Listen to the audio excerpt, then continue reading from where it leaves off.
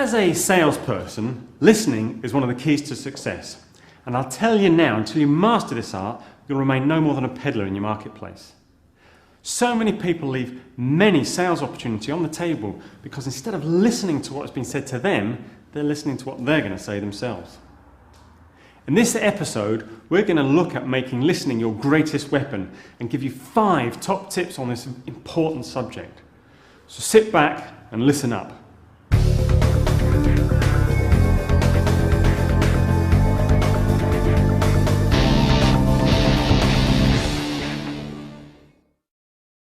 Lack of listening skills is one of the greatest pitfalls for a salesperson.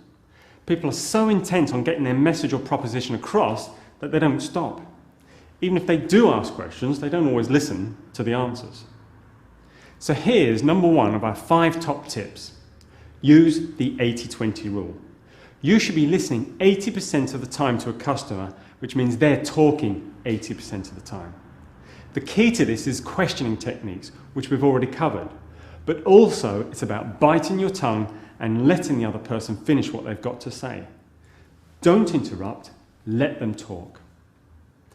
Top tip number 2, use what we call listening affirmations. These are things like aha or expressions like I see or oh yeah. These subtle little words and noises give a message to the speaker that you're actually interested in what they've got to say, which is key to building rapport. And this becomes significantly more important if you conduct business over the phone. The number of times I've had phone conversations where I've had to ask people if they're still there. But the thing is, they might just be happily listening away.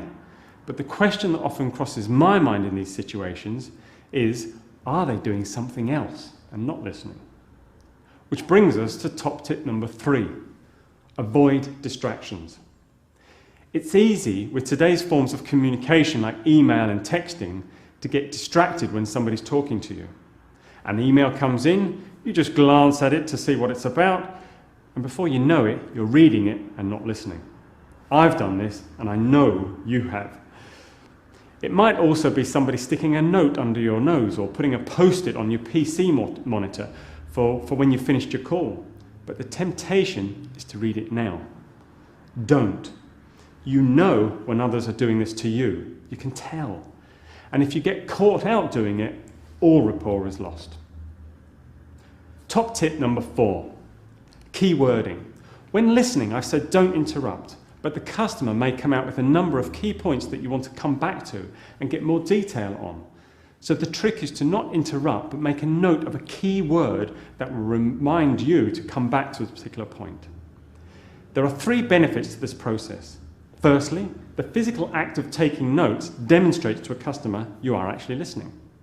Secondly, when you come back to the point and ask a supplementary question about it, you prove to the customer that you've been listening to what they have to say and that you're genuinely interested.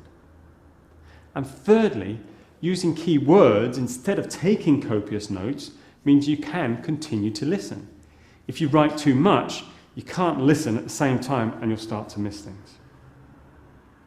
Now, the last and final top tip, number 5, is to use the technique of summarizing and paraphrasing. This is simply reciting back to the customer, at the appropriate time, a summary of the key points of the conversation so far. This obviously shows you've been listening, but has the added benefit to you of making sure you fully understand the situation and that you've captured any of the specific details correctly. And it also enables you to control the conversation with regards to where it goes next. So, let's remind ourselves of these 5 trade secrets for successful listening. 1, enforce the 80-20 rule. 2, use listening affirmations. 3, avoid distractions. 4, capture key words. And 5, summarize and paraphrase. These simple techniques are simple, but because of this, people often overlook their power. Make them your greatest weapon, and these techniques alone, which are often referred to as active listening techniques, will transform your sales relationships with clients.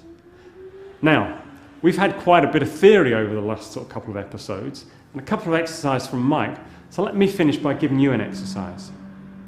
During your next customer conversation, I want you to apply these techniques.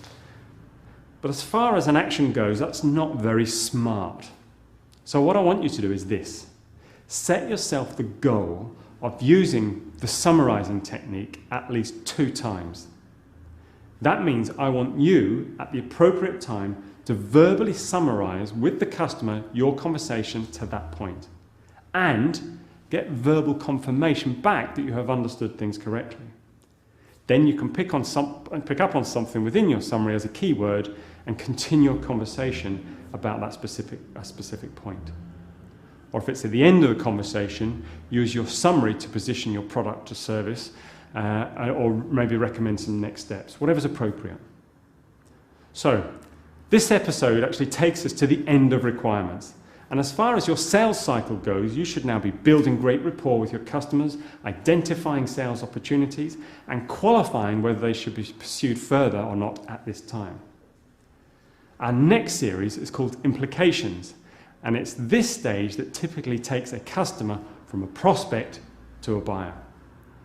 So we hope you've got great value from the engagement series, and we'll start applying the learning immediately, and then join Mike and I again soon to take your selling to the next level.